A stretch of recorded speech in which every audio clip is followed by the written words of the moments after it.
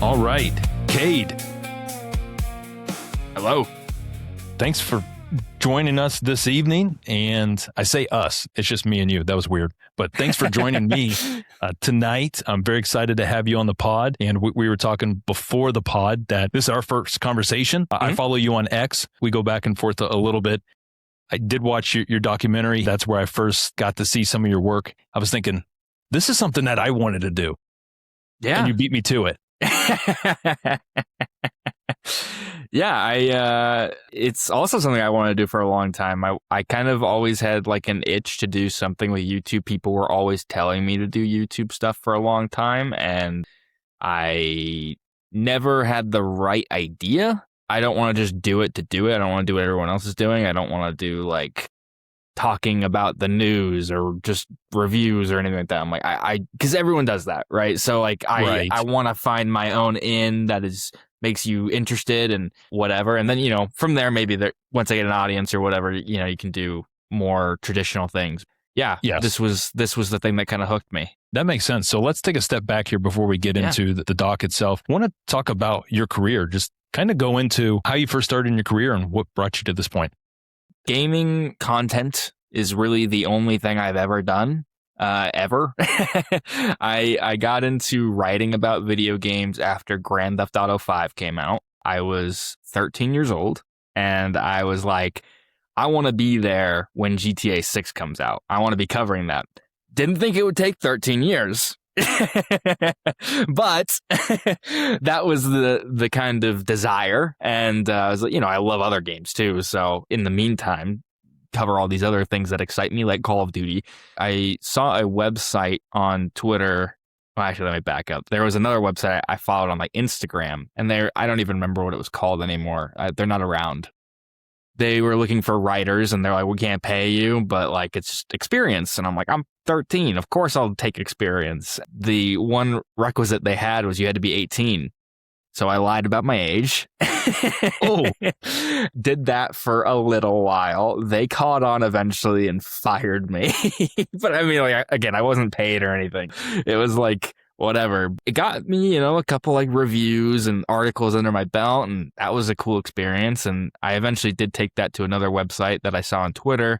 They were called ICXM. They were run by the guy, his name's Jez Corden. He does stuff at Windows Central now.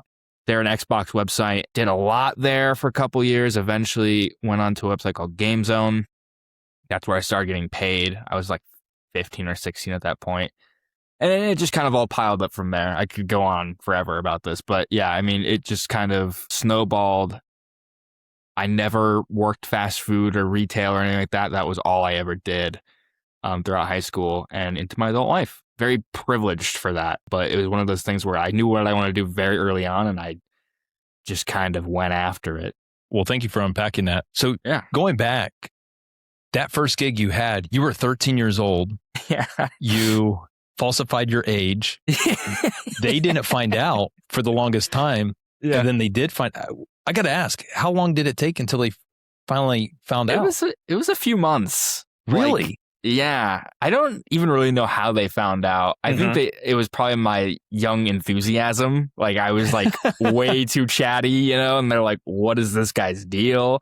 Yeah, I remember The Amazing Spider-Man 2 was the first video game I ever reviewed, the movie tie-in game. And I went into the little group chat that we all had and was like raving about this movie because I really liked it when I was 13 years old, and was like, you guys see Spider-Man? And they're like, yo, chill out. And somewhere in there, they must have, figured it out. Maybe they saw something on like a social media page or something that I had, and it clicked. Yeah, it took us several months. I got by for a while.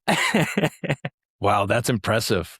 And you had some other gigs, and then your first paid gig was when you were 15 or 16? If I heard you correctly? Yeah, that's correct. That was at GameZone. Yes, GameZone.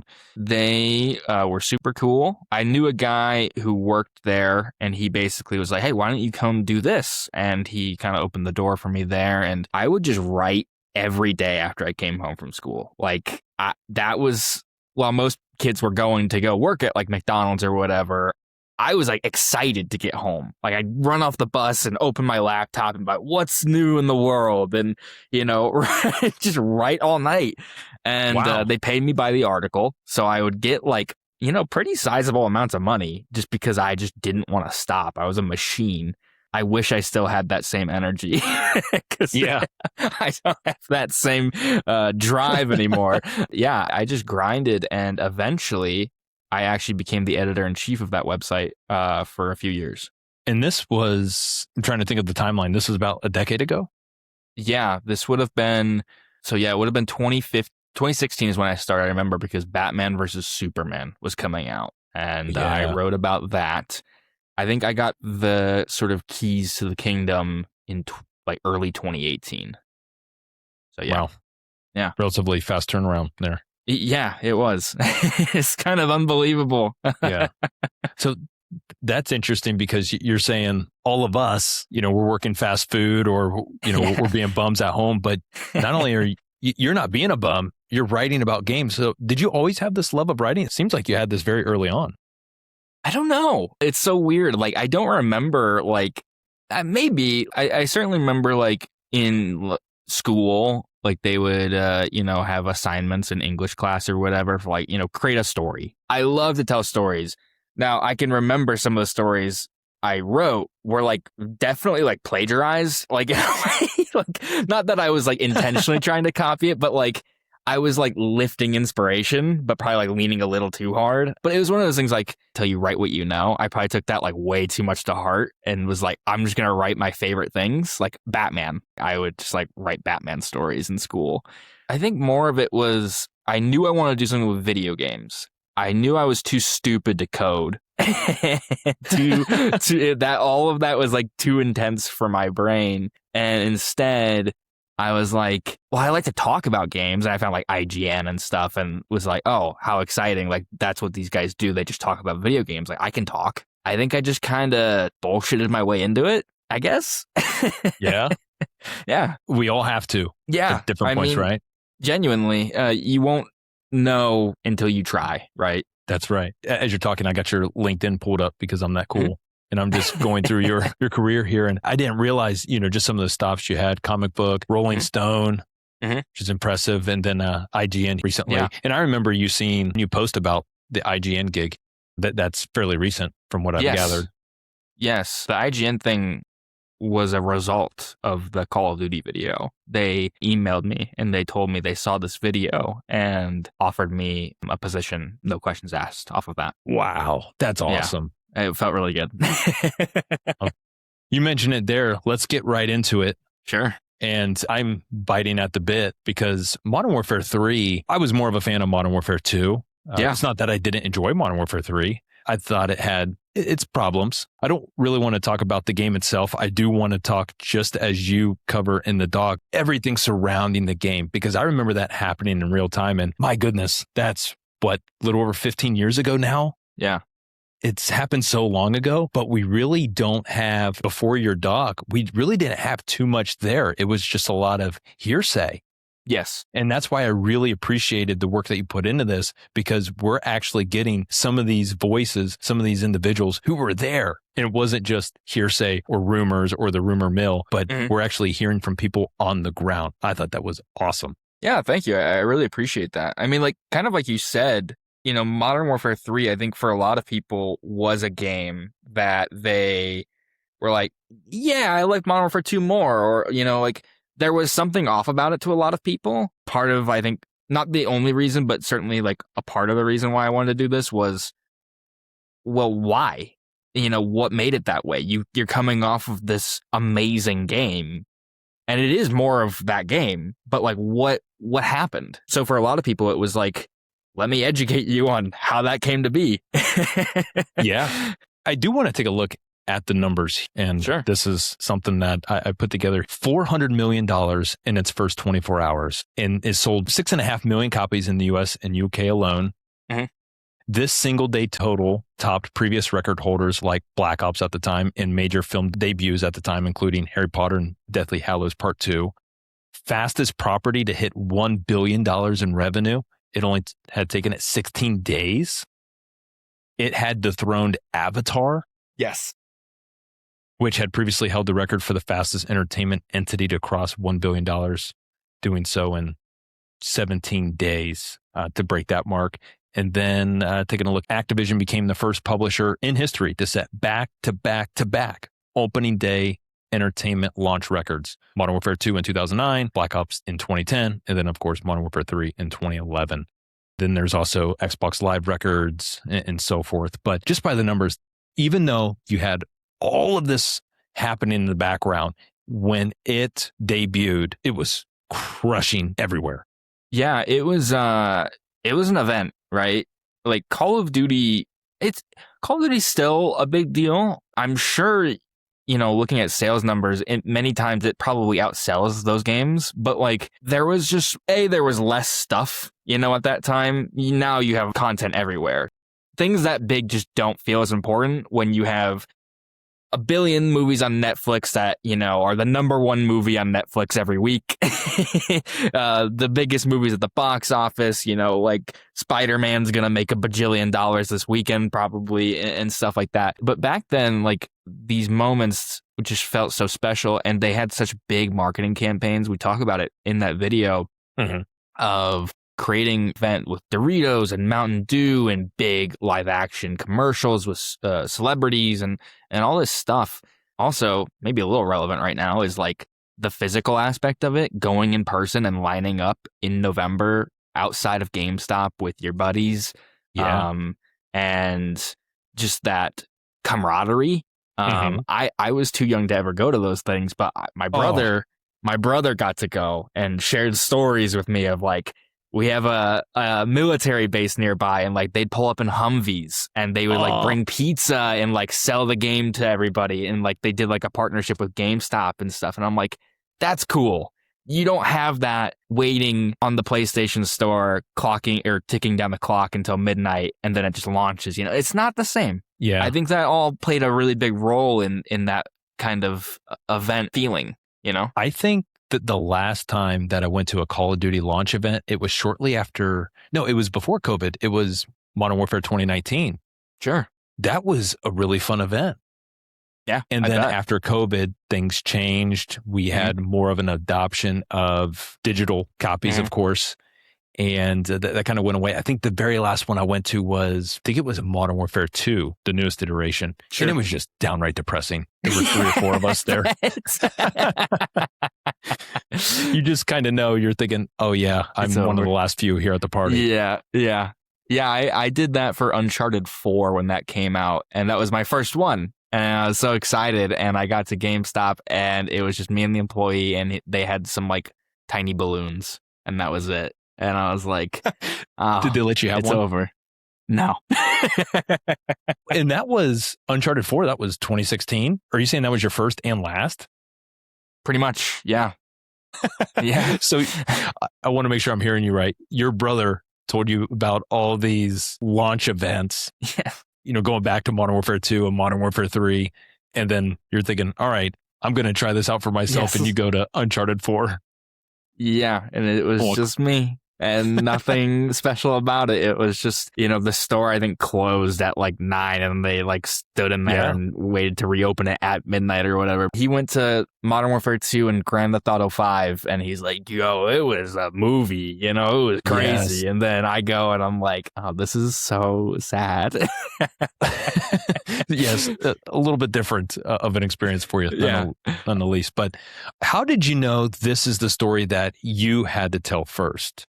You knew that you were going to do some kind of upload. This was generally the direction that you were going to go. Mm-hmm. I'm sure you had options. What other, I don't want you to pull the ace out of your back pocket here in case you have some other, ideas coming down the pipeline, but I'm sure you had other ideas. Sure. What made Modern Warfare 3 stand out in comparison to them?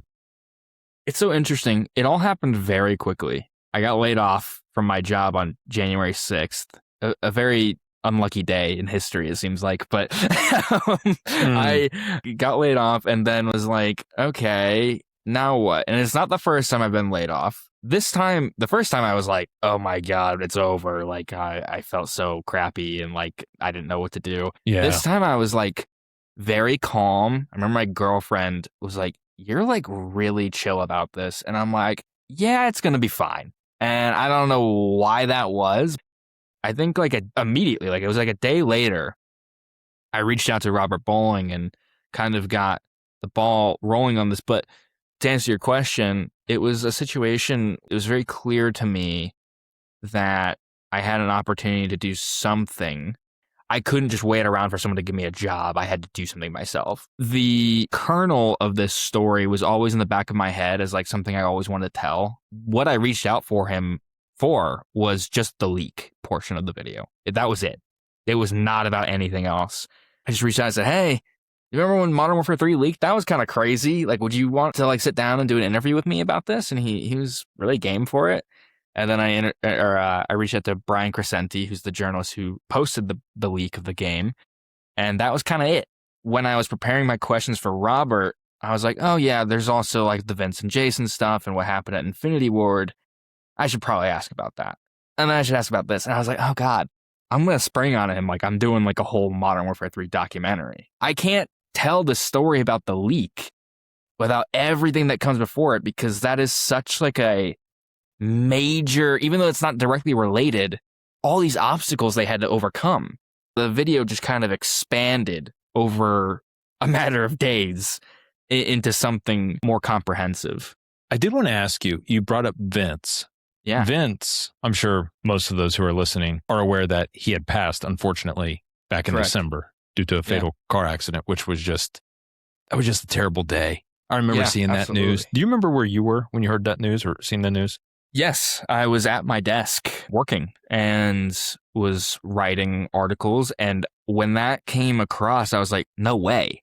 Like, that doesn't even make sense. It just kind of stopped me in my tracks. I remember reading it like a billion times before I was like, this is real. Like, this actually happened. And it wasn't long before like the video popped up online, and that was terrible. And I reached out to some people I knew who were connected to him professionally, but like not like so close that like it'd be like insensitive to ask. But I was like, is this real? And they're like, dude, I don't even know. Like, I'm just finding about this too. That was a crazy day and really tragic and heartbreaking. But yeah, I wrote up the article for Comic Book on that story. It was horrible. I ended up watching the video and I really wish I hadn't. There's something to be said about watching someone's final moments. And it's just one of those things where I didn't know if it was fake and I didn't realize what I was actually watching. I knew it had Vince involved somehow, some way. And then I was, reading the fine print there. And you got to think of at that time, when was that? That was shortly thereafter of Battlefield 6 and how much momentum that game had. I understand it had a sharp decline, if you will, shortly after it had launched, but there was so much good momentum coming into that game. That was finally going to be the COD killer. That's why they brought in Vince in the first place. They're going to take one of Call of Duty's very own, bring him into the mix, and they're finally going to take the throne. Yeah, it was just such a strange time because that was such a massive, I remember seeing Vince at not the launch event, but, some of the press events for Battlefield 6 with all the promotion. And you could tell he was so passionate about that game. He still seemed like he was at the peak of his powers. It's just one of those, you wonder what would his career, what would gaming look like with another 10 years of Vince? Yes. But we're never going to get that now. And that's what's really unfortunate. And I don't know him personally, sure, but just knowing his work, I'm a huge fan. It's a shame. It's a real shame. Everyone I've spoken to spoke excessively highly of him as like, this is a leader in a business that is very difficult to lead in because of all of the commercial aspects of it all and the business aspects of it all. And he always, from what I understand, found the balance between making sure the suits and stuff are appeased while fighting for the creative side as well. And that's really difficult to do, especially for someone like that, right, who fought on the front lines of some of the biggest franchises. You eventually kind of earn your ability to fight, I guess. When you're on Battlefield 6, you can then go like, yeah, I made Call of Duty Modern Warfare 2, dude. Like, trust me. Yeah. So I know a thing or two. Exactly. Yeah. And so it's just like that kind of stuff is invaluable institutional experience that is now gone, like you said, and it's horrible. Yeah, the timing of it is incredibly tragic because it was a big win. Yeah. I got to go to the Battlefield 6 reveal event they had in Los Angeles and briefly interacted with him by the food trucks and just told him, dude, game's sick. And you could tell he had heard it many times that day, but you could tell he didn't get sick of hearing it. You know, he's like, yes. That's awesome. Yeah. What did you think of the reveal event? Oh, it was awesome. I mean, I'm a big Battlefield fan just as much as a Call of Duty fan. And the experience of getting to go there, be in the room when they kind of told everybody, because I was finding it all out for the first time as they presented it to us. And then being like, yep, that sounds right. Like, that sounds like you've cracked the code. It's a shame it took EA this long to get back to it, but they figured it out. And then being told, hey, there's computers in the next room. Go play it for yourself and you let us know. And that was very satisfying. Yeah. The one lasting impression that I had of the reveal event itself, I came away thinking that, Battlefield, they know who they are. They know who they are not. Yes. And they know who the competition is. It's not that they didn't, but they were pivoting in a way where we're not afraid to go after COD in relation to their shortcomings. They had a really good idea of the dislocated Call of Duty player, right? The disgruntled Call of Duty player. Yeah. And they were going after that. They were trying to bring them into the Battlefield mix because a lot of these folks in the Call of Duty community, they were very upset with the state of Call of Duty. And this is not anything new, but Battlefield was going out of their way to bring them into their fold. Yeah, it was capitalizing at a time where Call of Duty was the only player really in like the casual mainstream shooter experience. People were sick of it because they weren't feeling heard and they were feeling like there were a lot of issues. I mean, that reveal came right after like Beavis and Butthead were added to Call of Duty and people were just sick of it. And so Battlefield, like just the timing was right. You know, you can only plan for so much, but like the timing was right. They kind of just didn't let their foot off the gas until launch. And the other thing too was like on the media side, they did not like let us forget about that game. From the moment, it was a very quick turnaround too, because it was revealed in July, came out in October. And I think like every 3 weeks, EA was being like, do you want to play the game again? We have new maps to show you. Do you want to talk to people? They were just like, we're going to make sure you can't think about any other game this fall. And it was very effective. And conversely, I played Black Ops 7 at Treyarch for the reveal event and felt awful. I just felt like this is not gonna work. I had a very bad feeling. And this isn't like a hindsight thing. You can go back and read my article from August or September of 2025. I was like, guys, I don't think this is gonna go well. My fears were largely correct. So you knew right then and there that Black Ops 7 isn't it. Yeah, it was like not a question for me unless there was some ace up their sleeves. The one thing I was like, this could go either way is like the end game stuff. But my gut feeling with that mode was every time Call of Duty has tried to really blow itself out with like open world content and whatever, I'm like, it never works. And it always feels very cheap. No matter how much time and effort they put into it, it just doesn't come together. I was like, I don't think that's going to work. And that didn't work for me, at least. Yeah, I find it very interesting when you have these other personalities, these influencers and these content creators and streamers and so forth. And they know the game is not very good, but they put on not a front necessarily, but they're not calling things out. They're not calling a spade a spade. And I understand why they won't rush to do that. Them trying to navigate those waters is very interesting. I remember, so the way it was set up was the media, like the journalists, got to go play the game in the morning. And then in the afternoon, the content creators got to go. And we all were staying in the same hotel, and they shuttled us back and forth. And I walked in as they were kind of huddled up in the lobby, ready to go. And I knew some of the guys in there, and they're like, "What do you think?" And I went, I just kind of like gave them a look, and they were like, "Oh no." I just remember there was one guy who I won't name, and I could just see he had a big smile on his face, and it just dropped. Oh, you're giving them the lowdown because you tried your hand at it first. Yeah, more and so or they're less. going in for the afternoon portion. So they're asking you, right? Yeah.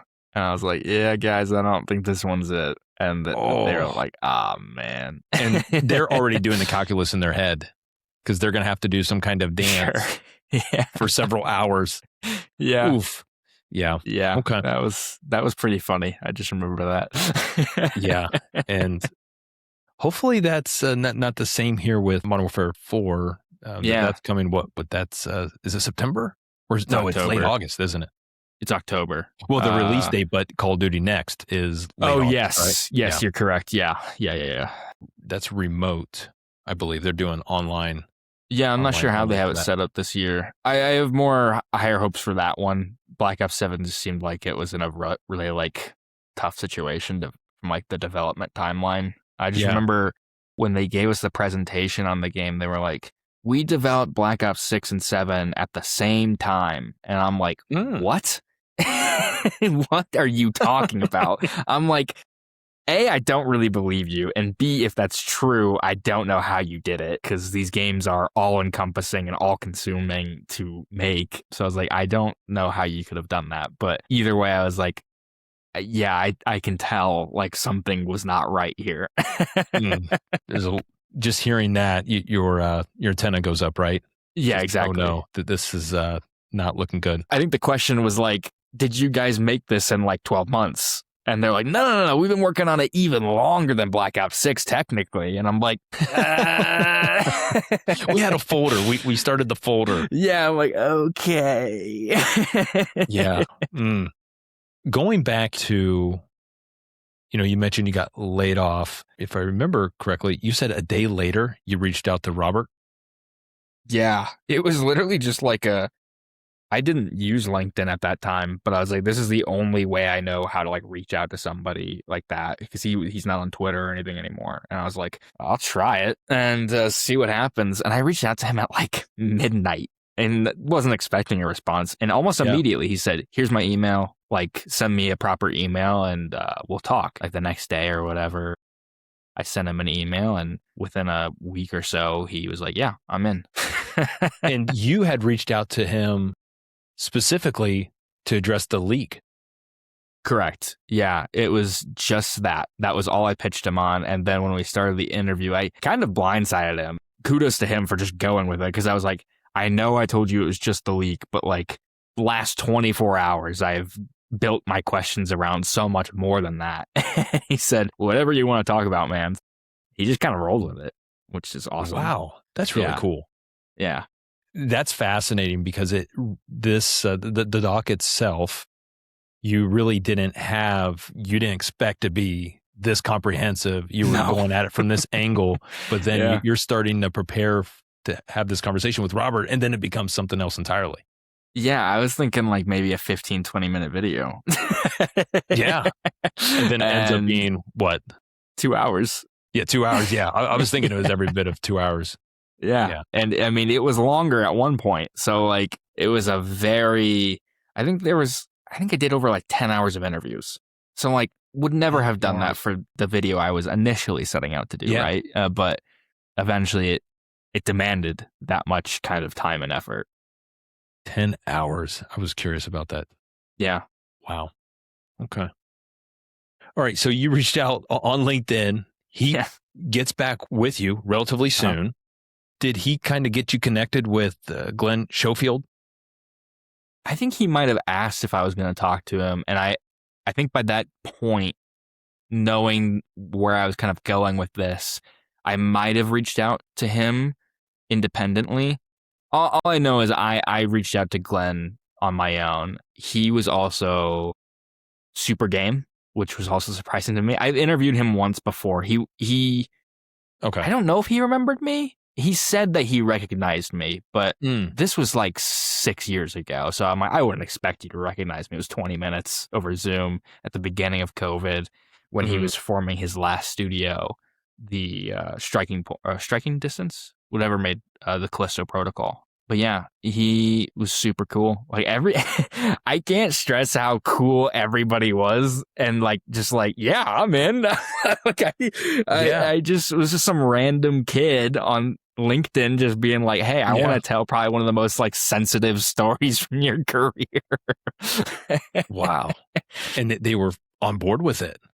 Yeah. One of the coolest ones was Carlos, who's the first person you see in the documentary. He's the guy who basically was getting hired during all of the Infinity Ward Activision chaos. And he worked on High Guard, RIP, and they had a preview event for that in Los Angeles this year. And I went to that and I played that. And I interviewed him for High Guard. And when we were in the room, we were just talking about that game. And then at the end of it, I was like, I saw you worked on Modern Warfare 3. And he said, yeah. I said, I'm making like a documentary about Modern Warfare 3. And he said, oh, really? I'd love to talk to you about it. And I was like, really? And he said, no kidding. Just here's my email. Hit me up. And I was like, sick. That's cool. A guy I would have never even known about had I not been in the room with him. It was like the world aligned for me in that moment. It was very strange. Yeah.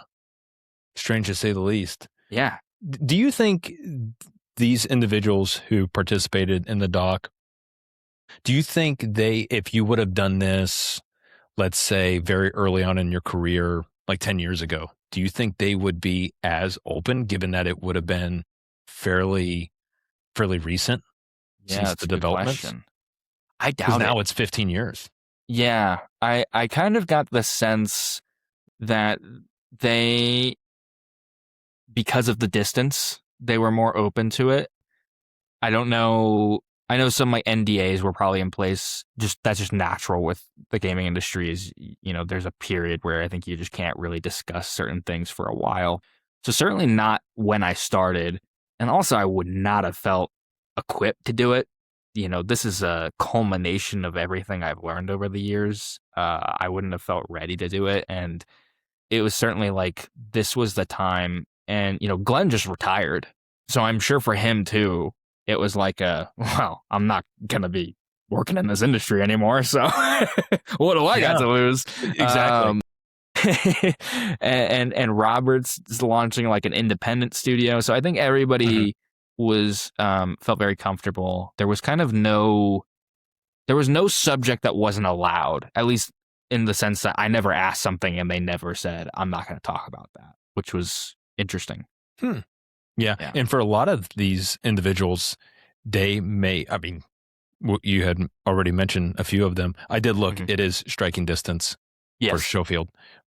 A lot of them have had a stop or several stops since their time with Infinity Ward or Sledgehammer for that matter. So yeah, if you're Glenn here, if you're retiring, hey, what do I got to lose? Ask me anything.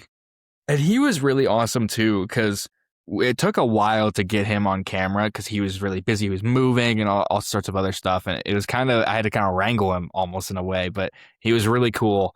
We had scheduled like an hour to talk. And once the hour mark hit, I was like, do I need to let you go? Like, you got anywhere you got to be? He's like, no, we can talk as long as you want. I'm really enjoying the conversation and whatnot. And so we can talk for as long as you need. That was really like reaffirming, it was like, I'm on to something. I think I'm on the right track. And just wanted to hear the war stories. And some of the best bits from that interview came from the second half of that interview towards the end. The last bit you hear in the video of him kind of describing the bond that they all shared and coming together at the end and like kind of shaking hands, that all happened in like the last probably like 20 minutes of our conversation. Yeah. And do you think that's a result of, or let me phrase it this way, they were already open to doing this with you, but do you think that they started to understand how much care you were handling this sensitive matter with, and did you feel like they were becoming increasingly comfortable with you? I think so. I think I wanted to tell this story with like a level of reverence. That was really important to me. I released like trailers for the video, and the first trailer I put out was like, I felt like very epic. Yeah. It was like really intense, had really cool music and like a cool tone and mood.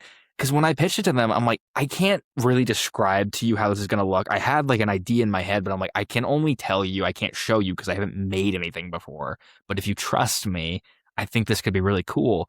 Partway through the kind of process of making it, I put together that trailer and I sent it to Robert. I said, I'd love to do a second interview with you if you're cool with it. And I sent it to him.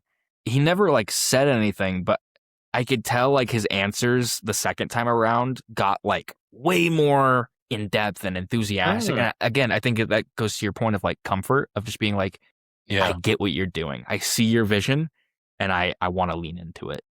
I remember those trailers, and you did have a couple, right? Yeah, I had two. I remember at least one, and I think I remember the second one as well. But I bought it hook, line, and sinker. I'm thinking, man, when is this premiering at Sundance? I'm there. Yeah, that was super fun to make those because like there were a couple periods where I was like waiting on interviews, and so like I couldn't really like progress on the edit like too much. Like I was waiting for like Glenn because he was such a big part of that story that I was like, I need to wait for the other side of this. And I was like, what do I do? I don't want to just do nothing. I was just like, I'll put together this little trailer, and I was like, I'll like have it ready to go when I feel like I'm close to being done. And I put it together. I looked at it, sent it to my mom. I was like, what do you think of this? She doesn't play video games. And she said, wow, that's really cool. And I was like, yeah, it is, isn't it? And then I just put a random date at the end of it and was like, I'm just going to post it and see what happens. Yeah. You mentioned 10 hours of interviews. You're putting together the trailer. You're doing all this yourself? Yeah. The entire thing was done by me up until literally 2 days before it went live. I sent it over to my buddy Antonio, and he basically just kind of came in and he taught me like some really important things of just like, he didn't like change the structure or anything like that. All of that was in place. What he did was he came in, he removed like pauses and gaps and repetition and stuff and made changes that were very big because it cut out a lot of time. But like watching it back as someone who watched it probably hundreds of times, I couldn't tell you what changed. But I knew there was a difference because it was 30 minutes shorter. So yeah, it's like, I don't know what you did, but it's great. It's working. Huge shout out to him because that helped really tighten up the pacing. And he put on those the graphics on screen with like the text that runs across. I told him what I had in mind for that. I said, I have these chapter titles and I know what I want the lower thirds to be with their credits. I want it to be like the text that you see at the beginning of every Call of Duty mission where it runs across the screen, tells you the name of the mission and the character you're playing as. I want it to look exactly like that. If you can do that, that'd be great. He said, no problem. And so he did that. Yeah, everything else was all me with no experience in video editing. No experience. You've had a career, a journalistic career. So you at least were, I'm sure you're able to build a framework, a Yes. semblance, if you will, if that's the right term. But yeah, the video editing portion, that had to be quite a learning curve, to say the least. I was terrified. I mean, when I initially started it, I asked Antonio to edit the whole thing for me. I don't know what I'm doing, but I want to do this. And he was, to his credit, very open to it. He said, yeah, sure, why not? It became very much like well, I don't want to sit here and do nothing. Like I wanted the feeling of like, let's go, and he has a job. So I couldn't ask him to, work on it all the time. And there was no idea when it could be finished. I didn't want it to like eventually like peter out, So it was like, well, I don't have a job and I got nothing to lose. So I'll just try it. Kind of started piecing things together. But yeah, I mean, you're right with the journalistic background really helps because largely before I ever sat down to put any videos together, it was, I want to write a script in chronological order of the timeline. And yeah, it kind of just flowed out of me. It changed, but like you said, the framework was there and that really helped. I mean, it was kind of my guide and my Bible. Any point where I felt like, this isn't working, I would just kind of go back to that and look at it. And that really like would set me back on the right course. And frankly, maybe that's the way to go.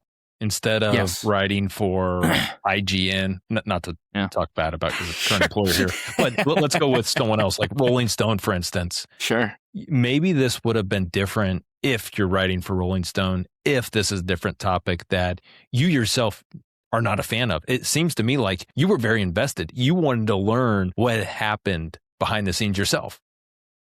Yeah, 100%. I mean, I remember hearing about the whole Infinity Ward implosion in Game Informer when I was a kid. When I got Game Informer magazines, I would flip through them for the pictures. That was it. I was like, wow. Yeah, I was like, wow, look at this game. That looks cool. Oh, there's a bunch of text around it that could tell me more about what this is. I'm not going to read that. On to the next one. I just remember they had like a really big story in there about everything. And I just was like, oh, like I had no idea this was happening because I wasn't really like on the internet like that, you know? And so I was like, that's fascinating. And just over the years, I've always kind of gone back to that topic and just always been very interested in it. There's a lot of content out there about almost all parts of this game individually. Like there are videos about the implosion and the Vince and Jason stuff as their own subject, but never through the framework of the development of Modern Warfare 3. Holistically, this is a fascinating story from beginning, middle, and end. Like it is already, the structure is there. I was like, why don't we just put it all together with some primary sources? Yeah. And, it feels like, in my opinion, very cinematic. Yeah. It's crazy to me that no one else did this before you. It had taken 15 years for all this to happen. There is quite a bit of interest. I mean, looking at I got to pull it up right now. You have well over 100,000 views on it. Yeah. And it's what? When did you release it? It was a little over April. 3 months ago, right? Yeah. A little bit longer than that. Yeah. So there's quite a bit of interest, to say the least. So I'm not the only one who's fascinated. Clearly, I just think the fact that you had this passion, I think, just hearing you talk about it, I think that was driving a lot of this. And it seemed like it happened at the perfect moment for you, where you had this opportunity where you're in between, the next phase of your career. It's just really cool just hearing you talk about how you're just reaching out to these individuals and they're genuinely open and they're not, holding anything back. On that note, when you start getting into like Activision's Project Icebreaker, how did you navigate those waters? Yeah, I mean, it was really tricky because I didn't want it to necessarily be the focus of the video. Mm-hmm. It's obviously really important, and I was very interested in it. But I was like, this is a video about them overcoming the odds. I don't want it to be just the odds, So that was really tricky. And also, making sure I wanted to be objective because they settled this whole thing out of court. So we'll never get to know who won, or whatever. We don't know the full truth. I kind of leave it up to everybody else to, have their own opinions. I have my own opinions on it, of course, but like it was my goal to make sure that, they could have their side of the story told. I did want to maybe like interview someone from Activision, but I was like, I don't want to interview Bobby Kotick because he's a nasty guy, And I just knew like if I bring him in, people are going to be like, why did you platform him or whatever? Yes. Like, it was really tricky. So it was like that guy has his own, skeletons. So who's to say he would even done it, right? But like, yeah, it was just very tricky. I was very sensitive about it. I cut a lot of narration that I felt was not being impartial or writing a line, and did my best. I did catch some flack from somebody because they're like, you were laughing during the interviews. Like that's not being impartial. I'm like, well, do you hear some of the things they're saying? It's outrageous. Like, I can't help it. I'm just, you've been talking to me for like an hour. Like, I like to laugh. I like to smile. Like, it's just who I am. But it's just, I can't help it when I hear that they had armed guards show up to the studio and did these ridiculous secret meetings and stuff. It's insane. Yeah, I did notice that, and it was a little different. But when I'm watching the doc, I'm thinking, Cade's one of us. He's in the room. This is exactly how I would have handled it. And maybe, given that your personality, and it's coming through just talking with you here, maybe this is something that Robert and Glenn picked up on that allowed for the conversations to kind of flow more naturally. There was an interview. I know we're getting off track here. There was, because San Diego Comic-Con was this past weekend, and they had... I think I know what you're going to talk about. Do you know the interview? I think so. Is this the Avengers one? Yeah, where they had most of the cast there. Yeah. They had Evans, they had Downey, they had I'm blanking on all of them. Kelsey Grammer, Pedro Pascal, all the X-Men people. Yeah. It was so awkward. Questions themselves were awful. They were just about the movie. And you can see Downey. He's doing the arithmetic in his head. He's trying to figure out how to help prop him along. But the interviewer, God bless him, he was really struggling. And he had no life raft, and he was not getting out of it anytime soon. And the cast knew it. And they knew they were going to sit there for 20 or so minutes. They were all it was going to be a struggle bus. Yeah, that stuff is tough to watch. I mean, I've had bad interviews before. I've been doing this for, over a decade. Every now and then you have one that just doesn't go well. But that poor guy, as far as I understand, like from people I know who were on the media side at Comic-Con, none of them knew at like the press line who they were going to be talking to. They knew that Marvel had invited them to come backstage and talk to people afterwards, but they're like, we don't know who we're talking to, and we don't know what they're going to show. I wouldn't be surprised if that guy was in the same boat where 20 minutes prior, he's finding out, hey, you're going to be talking to Robert Downey Jr., Chris. The other thing, talking to 9 fucking people. Like, that sucks. Like, I would never want to do that. So I feel very empathetic. But you're completely right. Like, really awkward. He could not find his footing in that situation. That is what I try to avoid. And I'm just a casual viewer, so I'm noticing this. Yes. So I imagine you, with the experience that you've had, you're noticing things that I'm not experiencing. But tough watch. Absolutely. God bless his soul. That was bad. Going back to your interviews here, that back and forth, and it really does show in the doc. And this is, you were going on, and I was thinking of the question that I was referring to in terms of the idea itself. The idea is that this is one of the biggest entertainment launches of all time. Yeah. I don't know if it's just because of that or if it's Call of Duty, the franchise itself, but it seems to me like this story has had legs more so than other situations because I'm sure this isn't the only time that this has happened in the industry. Yeah. I'm sure there are so many others that you can point to with franchises that are just as big. Yeah. But for me, I don't know if it's just because of my silo and my algorithm. I don't know if I'm just trapped in here. I'm not hearing too much about some of these other stories, but I am hearing this one. This one had massive legs because we're still talking about it, and it's garnering as much interest as it has 15 years later. Yeah, I mean, like, probably part of it is also the time in the franchise that a lot of people are most nostalgic about. Yes. That's a big piece of it too. But also, like, in some ways, I think some people can draw a line from the current problems of Call of Duty back to this period and the events that are unfolding here and really, understand some things, which I think is really interesting as well.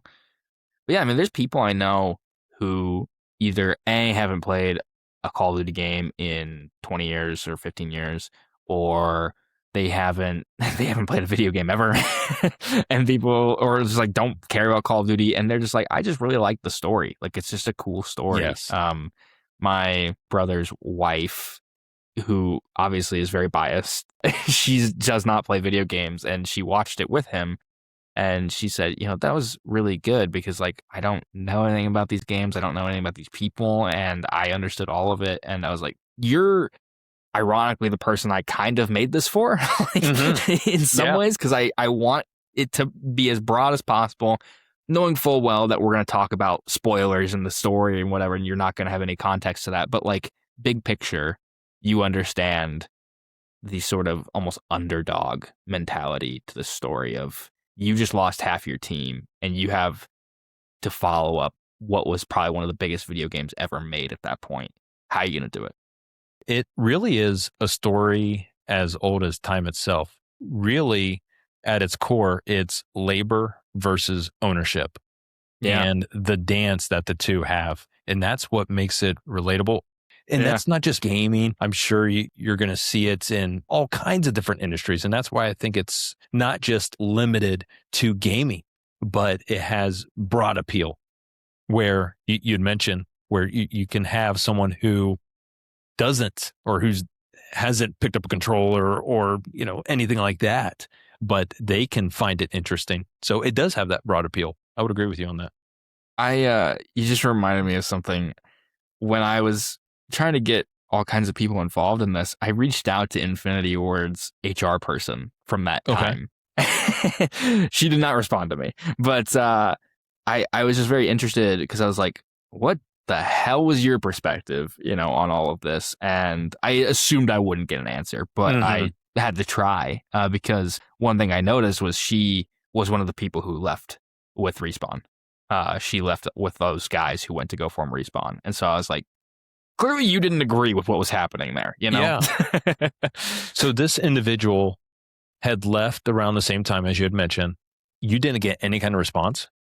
No. And like I said, I wasn't expecting it. They're still in the industry and stuff, but I was like, you would have a fascinating perspective that I would love to hear. But no dice on that one. Yeah. That's too bad. But it seems like you had a lot of support from most of the individuals that you had met out or reached out to, I should say. Yeah. Let's talk about you'd mentioned editing. Was there something that you were reluctant to cut out, but ultimately had to go ahead and get it out of there? There were a couple things. Thankfully, most of it found its way still onto my YouTube channel. One thing that I really enjoyed was talking to Robert Bowling about why they got rid of the nuke from Modern Warfare 2 and replaced it with the Moab in Modern Warfare 3, because we had a cool conversation about that. But I'm glad you did that. Yeah, thank you. I really value in having as much information out there as we could possibly all have. I like resources like that. I think that's good to have. That was all stuff I really liked. I talked to Robert about Vince and his passing. That ultimately I cut because it was an emotional conversation. I ultimately cut it because it was like, I don't want to just throw this in there because it feels, I don't know how to find the words for it, but I'm like, I don't have anywhere to put this naturally, and I don't want to do it a disservice. So it's better if it just doesn't go out at all. Maybe one day, but like, I'm not going to shoehorn it in there to make you cry, or whatever. I want it to, make sure that it's honoring the person. We're talking about something really, sensitive and serious. Yes. It had to be right. That one, I was really bummed I couldn't figure out how to make it kind of flow, but the story was so big. It was like, I can't just throw this in here, Yeah. What kind of reception were you anticipating? Obviously, I had hopes that it would do well. I had a lot of conversations, again, with my mom on the phone of being like, here's what I'm doing. And again, she didn't know anything, but I kind of explained it in that big picture sense of like, these guys got laid off or they got fired and then everybody left. And now these people were stuck and they had to make the sequel. I kind of had this elevator pitch that I was able to kind of boil down to her and a few other people. They were immediately like, oh, that sounds really interesting and engaging. And I was like, okay, the hook is there. That's good. It's not like I'm alone in my niche interests here. And I really believed it would do really well, which is, I don't know, that's manifesting or whatever you want to call it. But like, I was like, I really believe in this story. And the deeper I got into it, I'm like, I like watching this. Like, I'm watching it every day and I'm enjoying it. and I like watching it. So clearly that means something. I'm someone who, if I go read something I wrote 5 years ago, I cringe. I can't do it. So, so the fact that I was able to sit there and listen to it was like, okay, this is working. Someone asked me before it launched. Oh, also, the trailers really helped too. I was like, okay, there's interest in this. Like, people really responded to those trailers. I got a lot of people being like, when is this coming out? And I'm like, hold on, man. And and that actually kind of scared me a little bit, because I was like, oh, fuck, this has to be really good now. Like, I've set up bar. That's interesting.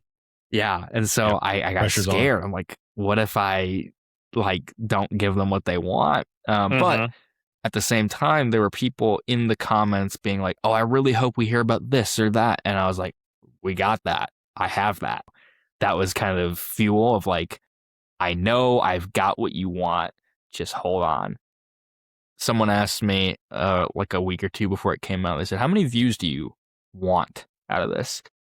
And I said, realistically, 10 to 20,000. That's pretty big for a first video. I think it's achievable. I've done some marketing for this, and I believe that the story is interesting enough that it'll get picked up. I said, pipe dream, 100,000. Within, I think, 24 hours, I crossed that 20,000 threshold. And I was like, all right, 100,000 doesn't seem like a pipe dream anymore. And you're there. You're over it. Yeah. And I was like, those numbers were like over the course of months and years. It wasn't like all at once, but it came mostly all at once. Yeah. I mean, you're saying what, the first 20 hours? No, I'm sorry. What was that you meant, the 24 hours. 24 hours. Okay. So the first day of it being the first uploaded. 24 hours was, that 10 to 20,000 mark. And then it took a couple months to hit 100K, but like I could see it getting there every single day. I'd look at the views and I'm like, it's going to get there. That's crazy. Yeah. That's got to be some kind of feeling, just seeing that and knowing all the work that you put in for it to have as much success as you've been having here. It was extremely gratifying because, I know people who've been doing YouTube for years and they only get a couple hundred views every now and then, and they're working their butts off. And I know that is not how it goes. I know that's not the experience. I know I have kind of a following on Twitter, which certainly helps. I have some people I know who are able to help me kind of get the word out, which is great. It was so incredible. I cried when the video dropped and I could see the views just, I was like, oh my God, people were like waiting to the second when it premiered. Like they were there. Like it had like 1,000 views in like 10 or 15 minutes. And I was like, oh my God. Like, it was awesome. For me, I'm trying to remember what I was doing or where I was at when it first premiered, but it was on my mind. I'm thinking, I got to get back. I got to, because I got kids. I got 3 kids and, I got a day job and so forth. I'm thinking, I got to cut out time. I got to figure out something. I got to watch this.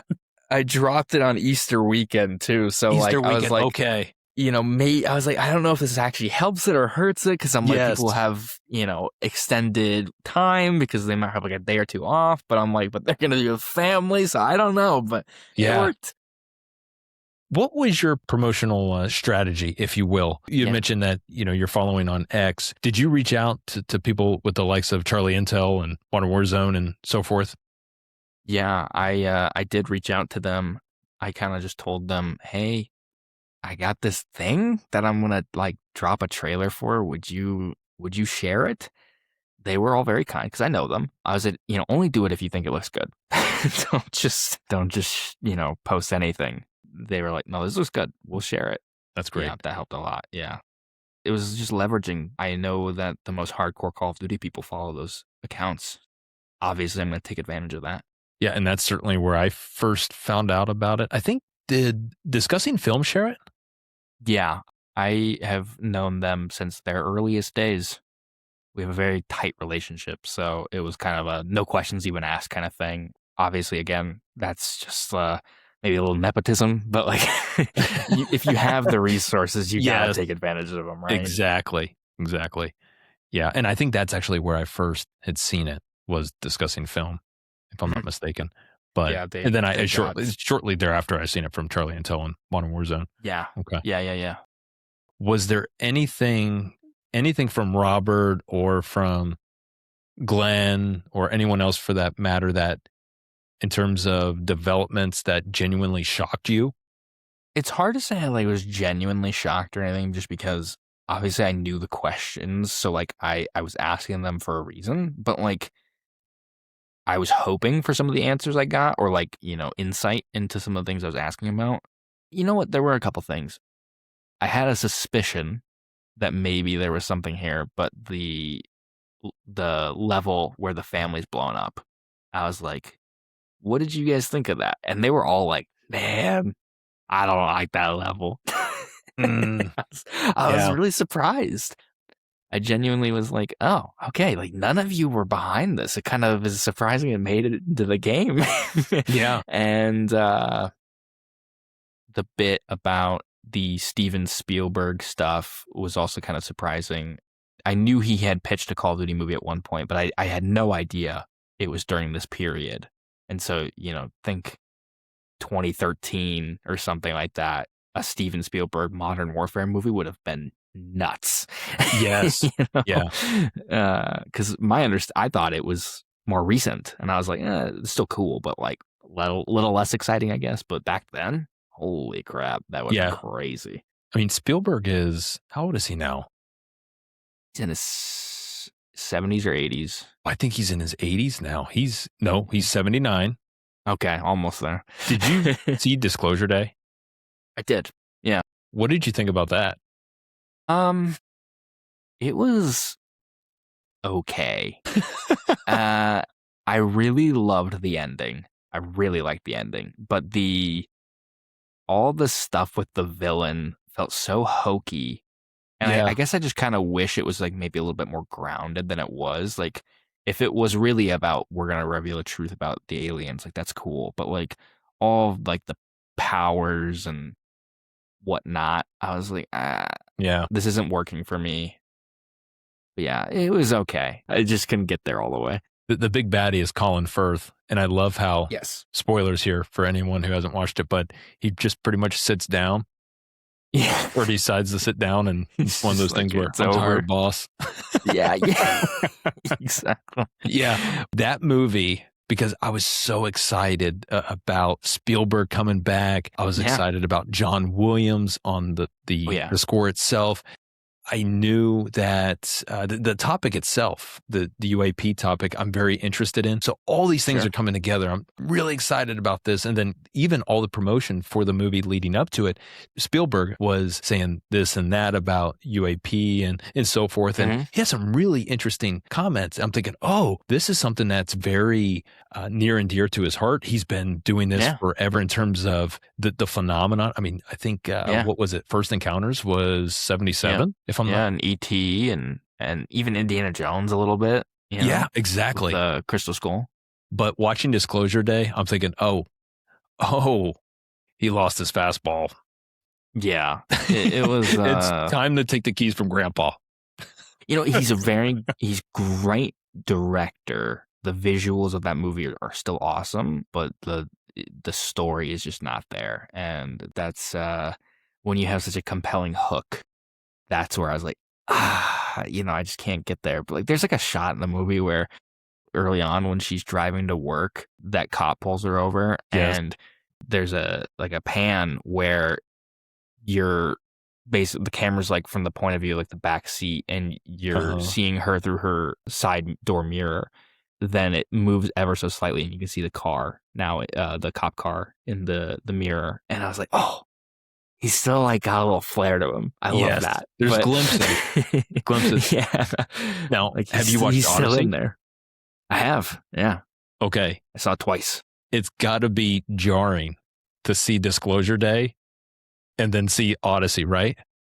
A little bit. I saw that in 70 millimeter IMAX and was just like, this is fucking how you make a movie, dude. Yeah. And Chris Nolan, peak of his powers. In the height of his career, Spielberg, who was once there at one point in time, but clearly isn't. It's just, it's unfortunate, but time comes for us all. And it's just the fact of the matter. But yeah, so Call of Duty movie. And now you have a Call of Duty movie very much in the works. Absolutely. Yeah. But not Spielberg. Not Spielberg. Yeah. It's a little less exciting. Peter Berg is very hit or miss for me. Taylor Sheridan is a much more talented writer, and I love his movies. I don't watch a lot of his TV shows, but like the movies like Sicario and Wind River and gosh, there's another one I'm totally blanking on, but those just bang for me. And so I'm like, if we got the guy who wrote Sicario making a Call of Duty movie that is in the Modern Warfare universe, I think we're going to get something kind of cool, at least. Yeah. I don't know what Sheridan's doing because it seems like every time I turn around, there's a new show that's penned by him. I'm thinking, oh, that's Sheridan. Oh, that's Sheridan. And it's just, I don't know how people have time to even watch these, let alone write these.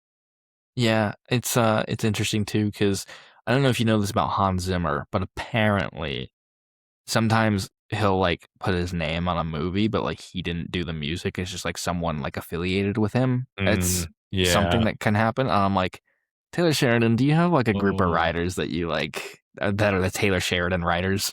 Yeah. how the hell are you doing this? Okay. Yeah.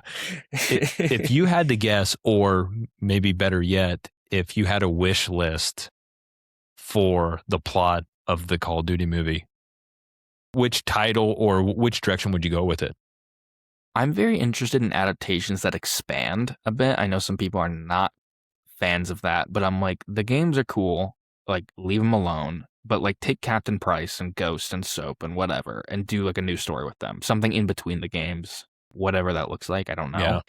Do something that enriches the universe rather than just like, because the Call of Duty stories are already very cinematic. It'd be kind of like a mute point to just do it again. You know, if you think about like Modern Warfare 2, the original, it's very inspired by like Michael Bay movies and stuff. And even the more recent Modern Warfare games are already inspired by like Sicario and stuff. So it'd be like, I don't need to see that again. Let's just take the language and do something new with it. So that's what I would like to see. I hope they're not doing a straight adaptation, because you're more or less setting yourself up for failure when you do that, because there's this insanely high benchmark, and even if you get close, if you still don't match that, you're going to get all the criticism in the world. There's no way that they're going to recast Captain Price, right? It's got to be Barry Sloan. I feel the same way. I'm like, I don't know why you would, because he already looks and acts like he's in TV shows and movies. Like, that should be your guy. I know he's not Mark Wahlberg or whatever, but like, who cares? Like, it's okay. Yeah. Like, Captain Price is your selling point, not whoever you cast in the role.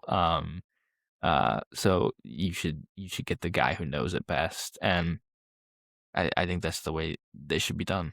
He's been doing it for 7 years now. I think he's got the resume.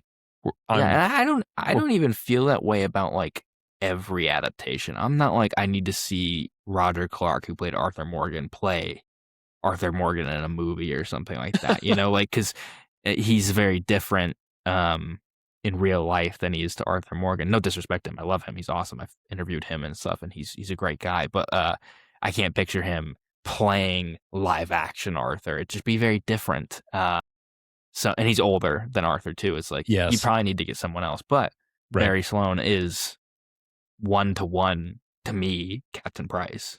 Yeah. I hope he gets it if they do. I mean, I think that there was reporting that it was going to be set in the Modern Warfare universe, correct? They confirmed that like a week or two ago. Yeah. Yeah. I thought that was pretty recently. Okay. Yeah. I think you've uncovered a niche here in terms of the background behind games. I don't think there's enough of that in terms of this format. So I'm curious, do you see yourself coming back to this? Yeah, I kind of already have. I recently released a video on LA Noire, which is a detective game that Rockstar Games published in 2011, which is one of my favorite games, and did a deep dive. That game just turned 15. I did a deep dive with the writer, one of the writers on that game, and we kind of just peeled back the layers on the story of the game rather than the whole development. talked about. Have you ever played it? I have not, but it's on that to-do list. But Sure. you just mentioned it was 15 years ago. Yes, it is. Time goes, right? And yes, there's so many games and so little time. Exactly. And that game is set in the 1940s in Los Angeles, and it adapts and is inspired by real crimes and real murders. And so we dove into the research and the handling of really sensitive subjects and really interesting insights. We talked about how the interactivity of one of like the homicide portion of the game is you're investigating a series of murders against women. They're very, very brutal. Like they're like stripped naked and like carved up. It's horrendous. And we talked about like, how do you approach that? And we're talking about like, it was really important for them to have the story be around the women rather than the fascination of a serial killer, because there's all kinds of movies and TV shows about serial killers, but not really about the victims. He said, as you explore these cases, you're handling evidence and you're handling their items and stuff. You get this sense of connection and you kind of live with them as you investigate their murders. And that's something that's really unique to gaming that you can't have in another medium, because you're going through their homes and opening drawers and picking up hairbrushes and all kinds of things that would never see that in a movie or a TV show. So that kind of stuff was really cool. And then we dove into a canceled successor that they were doing in 1930s Shanghai, which was really interesting. And this was a relatively recent upload I'm seeing here in the last couple of weeks. Earlier this month. I have a lot of other stuff kind of cooking as well. Yeah. That's good to hear. And I guess I know what I'm going to do now as soon as we finish up. Yeah, that story, I don't think there's any like super duper significant spoilers in that video, if I can recall. So I think you should be mostly clear if you haven't played the game. I really liked that video. It was really fun to do. We have some other stuff coming on, more Call of Duty stuff in the future. I have a PlayStation 1 that I'm doing as well, that I'm really excited about. And a canceled Darth Maul game. If you're into Star Wars, that'll be really cool too. Yeah, that's fascinating. A lot of stuff. I think you've stumbled upon something, and it's really cool just seeing it from afar and just seeing, the success of the Modern Warfare 3 doc, and just seeing some of these other videos that are coming out. I think you've certainly stumbled upon something, and I'm certainly wishing you the best. And I'm going to be continuing to tune in. Yeah, it's wild that there's not more of this. But kudos to you for doing this, because as I'm sure you're finding out, and I'm finding out, that there's an audience for this. There are people like you and me and others who are genuinely fascinated by this. It's been very reaffirming, because the gaming industry is so secretive compared to movies. People always joke like Marvel's super secretive, but like that's only when the movie's being made, which is understandable. Like after the movie comes out, there's like a bajillion behind the scenes videos and interviews, and they'll tell you anything you want to know. With video games, that does not happen. Like the game comes out and then they all stop talking.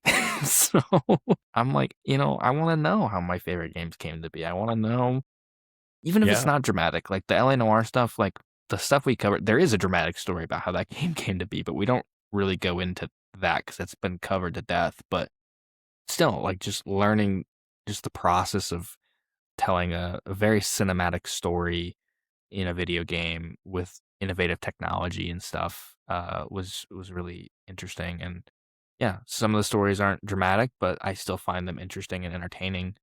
So it's all over the place. There's all kinds of spectrums, all kinds of stories to be told. And I've had people reach out to me from the video game developer side, be like, hey, what do you think about this? I was like, oh, all right, that's cool. So that's been really fun too. Yeah, that's really cool too, in that you're hearing directly from game developers. But you had mentioned there, rewinding all the way to the top of the conversation, is that you got an offer from IGN, no questions asked, shortly after this upload. Is that right? Yeah. Yeah. There was a guy there who I'm now friends with because he saw it. He's a big Call of Duty guy, and he sent it to the guy who's basically my boss now. Said, it was like, hey, this guy's like, we should bring him on. If you're hiring for like a position, you should do this. And he DM'd me. He said, yo, I just sent your video to this guy, like he might reach out to you with like a job offer. I don't know. And I was like, what? And then next thing I know, next morning I get an email and I was like, holy crap. Yeah, within the same month I uploaded it, I was working at IGN. Genuinely can't believe it, because at the beginning of the year, like I said, I lost my job and I was applying for jobs this entire time, not hearing back from most places. I was like, this sucks. And I was very much like, I think I'm done with writing and I'll just do YouTube as like a side thing to kind of get my fix. And then IGN came knocking and I was like, well, I guess I can do it for IGN. So this was a buddy of yours who... No, I didn't even know him. I'm friends with him now, but I didn't know him. Yeah, he just was like, hey, I liked your video and I just sent it along, and I was like, we're friends now, thank you, because I'm indebted to you. Wow, that's really cool. And I think, given that this was a passion project for you, I mean, just look at, you had mentioned movies. Look at the success of Obsession. Yeah, absolutely. And that, just, wow. I mean, I think that in terms of total cost, I think it was under $1 million. I think it was closer to 750,000. Yeah. Yeah. That's the number that I'm seeing. And you have somebody like that Curry Barker, and this movie, I mean, we had mentioned Nolan with the Odyssey. I mean, even Nolan's talking about it. Yeah. That's insane. It's amazing what YouTube can do. It's a platform where there's no real rules, right? Like you can kind of make whatever you want so long as it's not horrendous in ethics. Right. Yeah. That's the only limit, but like that, just go crazy. That's the lesson I learned here, I think, is like just go make something. If you have an idea, you should pursue it. I've been telling people that all year. I'm like, for the longest time, I've just kind of been kicking the can down the road on a YouTube idea for the longest time.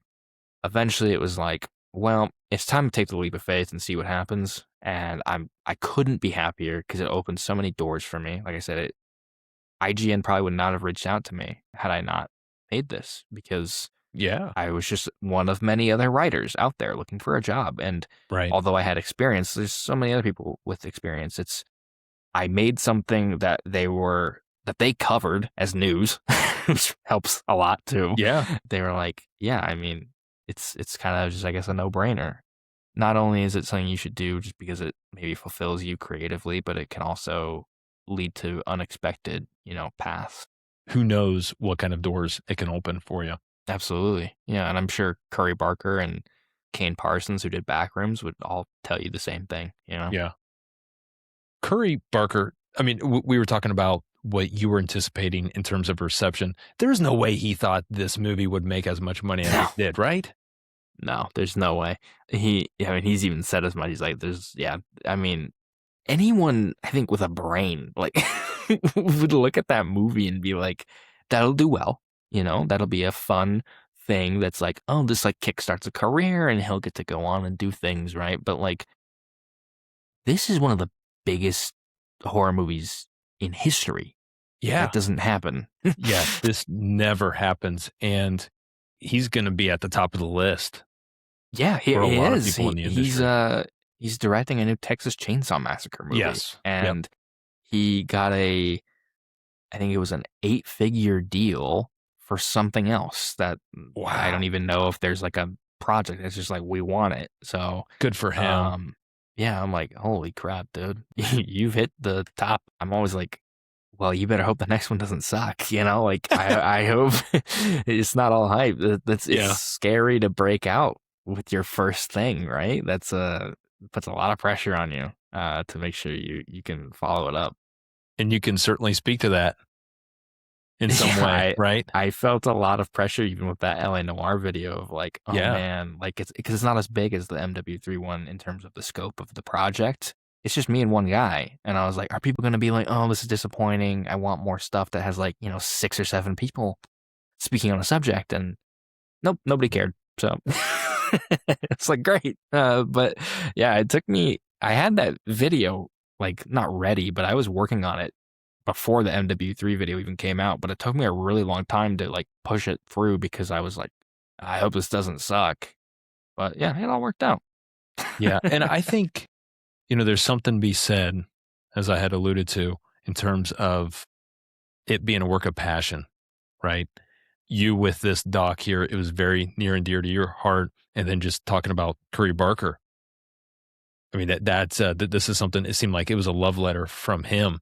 And yeah, I think, us fans, we can pick up on that. We can tell what's real, what's not. Sure.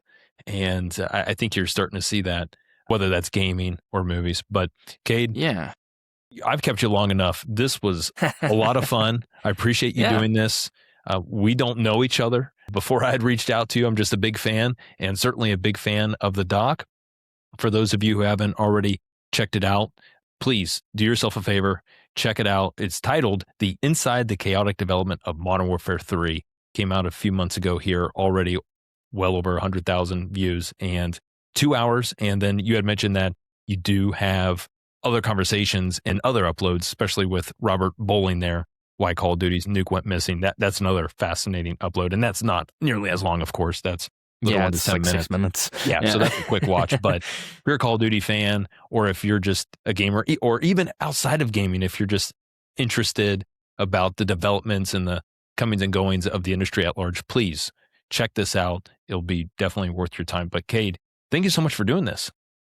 Thank you. I really appreciate your insightful questions and the support. It means a lot. Like I put a lot of effort into that, and it's just great that someone sees that it wasn't easy. Yeah, certainly. I'm sure there was a lot of work there. And you had mentioned the 10 hours of interviews. I'm thinking, I can only imagine the editing for all that. Yes, there's a lot of sifting. I mean, it was literally like since I was unemployed, that was my job. I just made that my job every single day. Well, Cade, thanks again. Wish you the best of luck, all right? Thank you. I really appreciate it, man. No problem. See ya.